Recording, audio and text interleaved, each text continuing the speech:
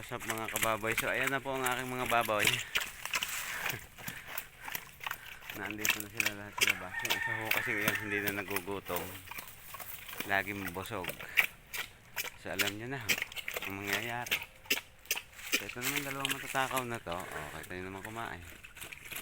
Kaya pakain pa din natin yung mga yan. Tobia, I am sorry. Pero bukas po ng umaga, maglalakad na kami dalawa papunta ng kanyang huling hantungan sa Artusan. Wala ho kailangan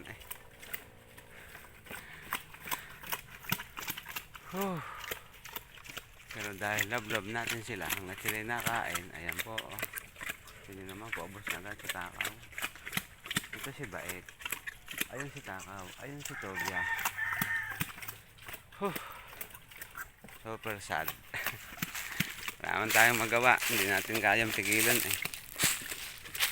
Shoutout naman po dun sa mga taga-DA dyan. Baka kayo mayroon ng magaling na vaccine yun naman ho kaming ambunan ng kahit konti. Kami naman po matulungan man lang ng inyong department. Hindi pupunta lang ay sasamsamin. Pwede rin dalahin nyo na papadala ko na ho ng libre sa inyo kasi naman po mapagod pa ako. Pero hindi pa rin tayo sumusuko hanggang sila nakain. Tuloy ang happenings. Pero siya talaga buntis po yan si Tobia, laging busog Sorry na lang Tobia ha.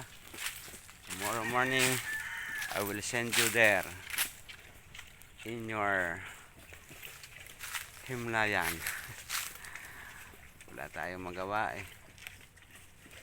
Pilit naman kayong inalagaan, inilaban, kaya laang matiis na tayo mga kababoy.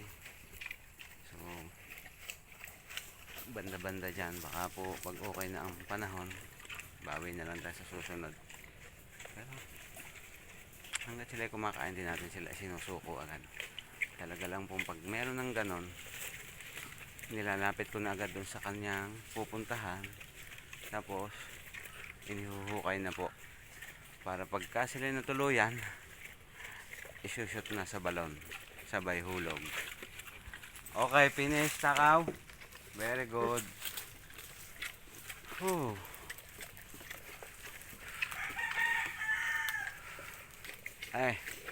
Talaga pong pawisin. Yan ang isa. Finish na rin. Okay, sasamasamin ko na ang inyong pakainan.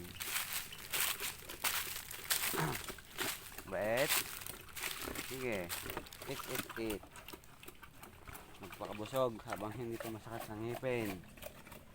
Panatilihin yung kumain.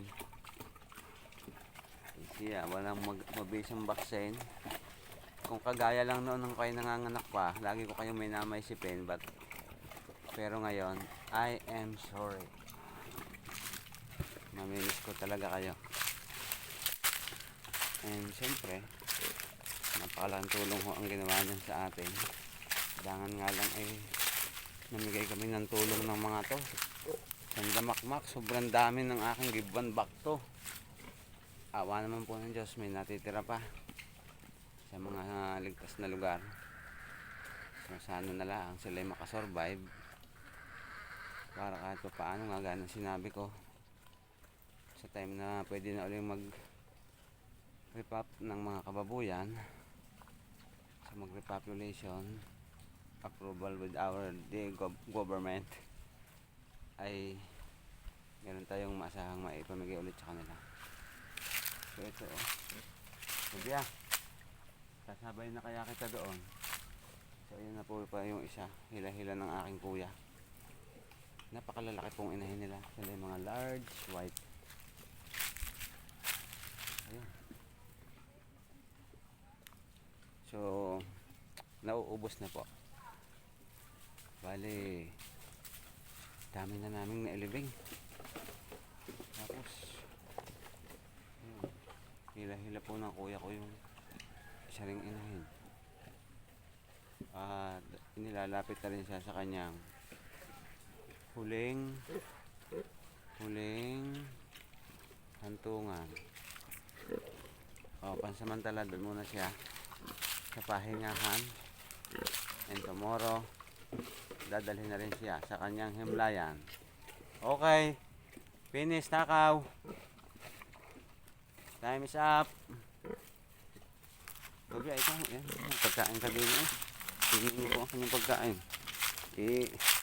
Sa takaw nito, kung gusto niyo pong kumain, ubos yan. Oo, malapit ka pa sa akin eh. Kaso nga lang po, meron na talaga siyang nararamdaman. Malapit pa naman na sana siyang manganak ngayong August 25. Ang problema po talaga eh, hindi na kaya eh. Kang lumapit sa akin.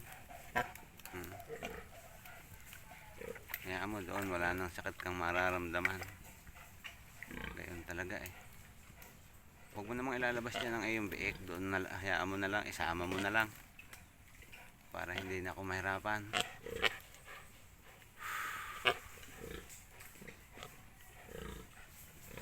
So ayan mga kababoy,